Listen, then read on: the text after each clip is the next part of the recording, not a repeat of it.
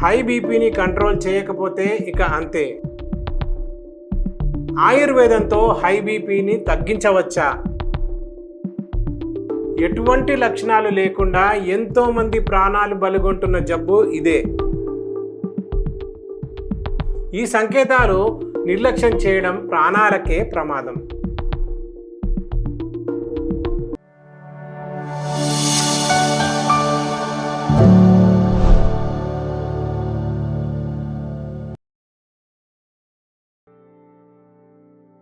BP టాబ్లెట్స్తో side effects వస్తాయని మీకు తెలుసా?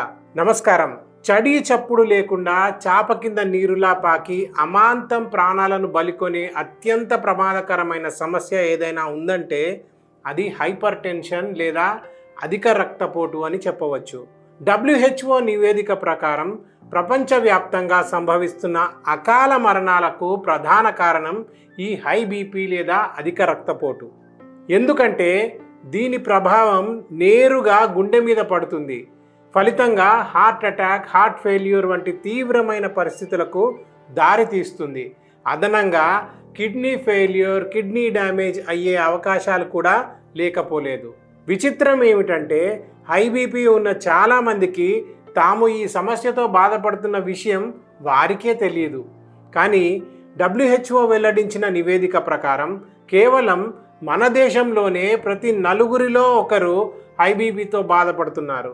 అంటే మనకు తెలియకుండానే మనం కూడా ఈ సమస్యను ఎదుర్కొనే అవకాశం ఉందని క్లియర్గా అర్థమవుతుంది.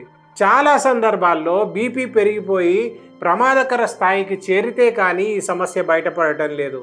ముఖ్యంగా ఎటువంటి లక్షణాలు లేకుండా కొన్ని సంవత్సరాల తరబడి కూడా ఈ సమస్య ఉండే అవకాశం ఉంటుంది.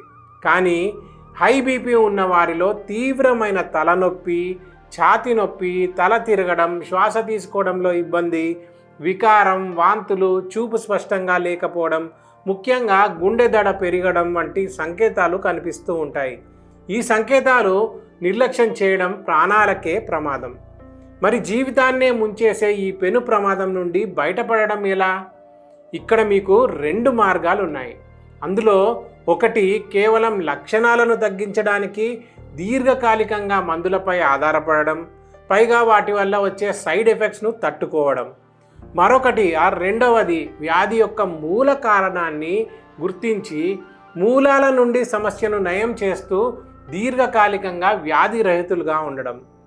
ఈ రెండిట్లో మీరు దేన్ని ఎంచుకుంటారు అనేది మీ ఇష్టం. కానీ ఒకవేళ మీరు రెండవ మార్గాన్ని ఎంచుకుంటే ఏంటి ఆ మార్గం, దాన్ని ఎలా పొందాలి అనేది ఇప్పుడు చెప్తాను. కాబట్టి ఒకసారి ఛానల్ని సబ్స్క్రైబ్ చేసుకొని వీడియో చివరి వరకు చూడండి. అధిక రక్తపోటు లేదా హైపర్ టెన్షన్ అనేది శరీరంలోని ధమనులను ప్రభావితం చేసే ఒక సమస్య.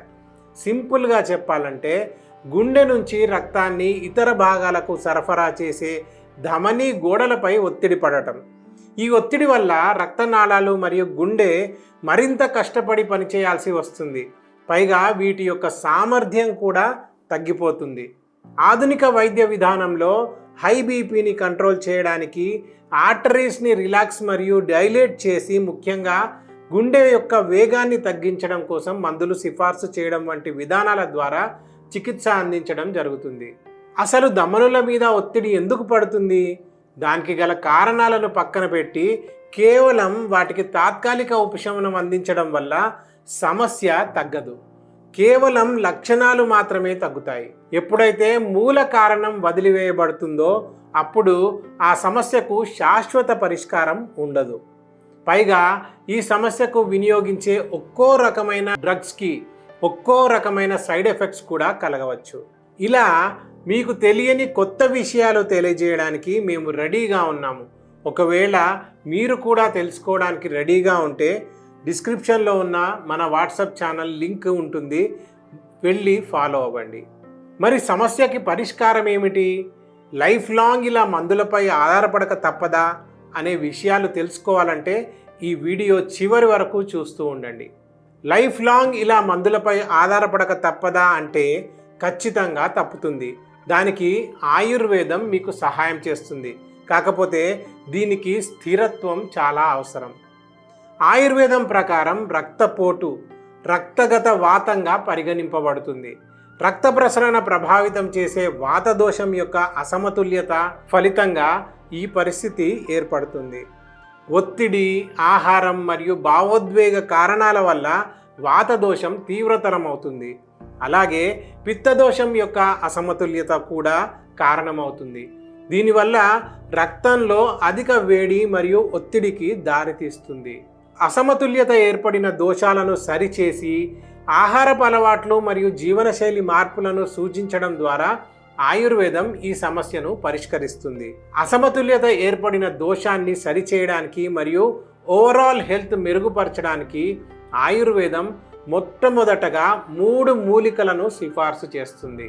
అందులో మొదటిది అర్జున. గుండె యొక్క ఆరోగ్యాన్ని మెరుగుపరచడానికి ఈ మూలిక అద్భుతంగా పనిచేస్తుంది.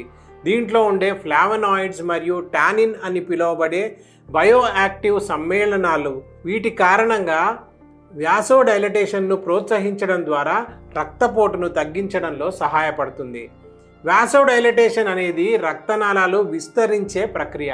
దీనివల్ల రక్త ప్రవాహం పెరిగి రక్తపోటు తగ్గుతుంది. ఇక రెండవది బ్రాహ్మి. నాడీ వ్యవస్థను శాంతపరచడం మరియు అధిక రక్తపోటులో కీలక కారణం అయినటువంటి ఒత్తిడిని తగ్గించడం ద్వారా బ్రాహ్మి రక్తపోటును తగ్గిస్తుంది.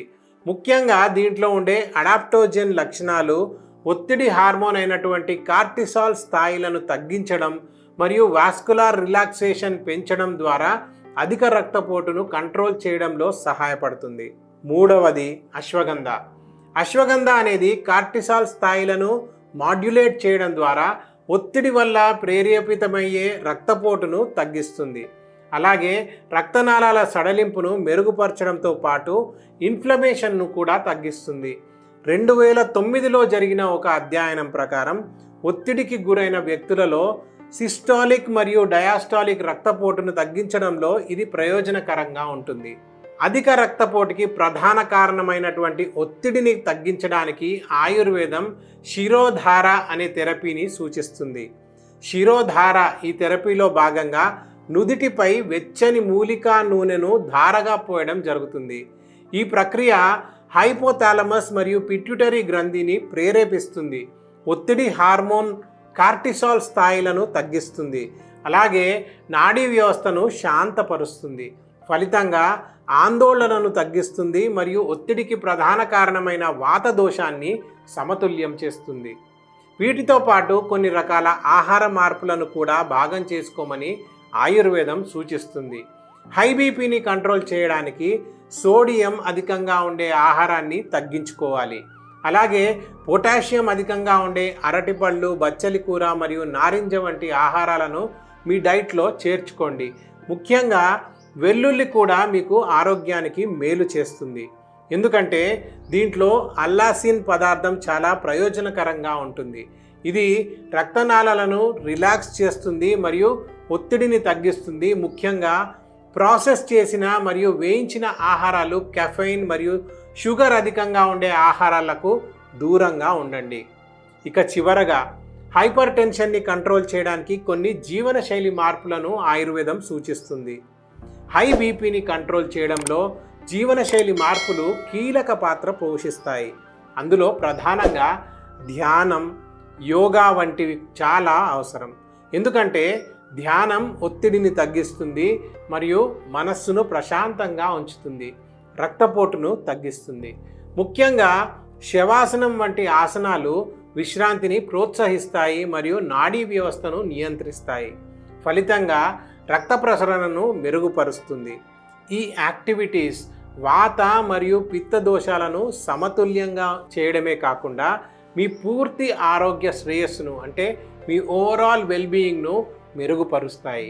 ఈ విధంగా ఆయుర్వేదం సమగ్ర విధానం ద్వారా హైపర్ టెన్షన్ని దీర్ఘకాలికంగా కంట్రోల్లో ఉంచుతుంది. ఇక చివరగా ఈ మూలికలను ఎంత మోతాదులో ఉపయోగించాలి అనేది శరీరతత్వం మరియు వ్యాధి యొక్క తీవ్రతపై ఆధారపడి ఉంటుంది. ఒకవేళ ఇలాంటి పర్సనలైజ్డ్ ట్రీట్మెంట్స్తో సహజంగా మీ హైపర్ టెన్షన్ను సహజంగా తగ్గించుకోవాలి అంటే వర్ధన్ ఆయుర్వేదాన్ని సంప్రదించవచ్చు. ఎందుకంటే మేము గత 25 ఏళ్లుగా అన్ని రకాల వ్యాధులకు 8 లక్షల మందికి ఉత్తమమైన ఆయుర్వేద చికిత్సను అందించాము. అలాగే 3.5 లక్షల స్పైన్ సర్జరీలను నివారించాము. వీటితో పాటు 1 లక్షకు పైగా నీ రీప్లేస్మెంట్ సర్జరీలను నివారించి 2.5 లక్షల మందికి చికిత్స చేశాము. పైగా ఎటువంటి సైడ్ ఎఫెక్ట్స్కి ఆస్కారమే ఉండదు. అందుకే ఆలస్యం చేయకుండా 2 తెలుగు రాష్ట్రాల్లో ఉన్న మా 5 బ్రాంచీల్లో మన హాస్పిటల్కి మీరు కూడా వచ్చి మీ రక్తపోటు సమస్యను దూరం చేసుకొని సంతోషకరమైన జీవితాన్ని తిరిగి పొందండి. ఇలాంటి హెల్త్ టిప్స్ని మరింత తెలుసుకోవడానికి ఛానల్ని సబ్స్క్రైబ్ చేసుకోవడం మర్చిపోవద్దు.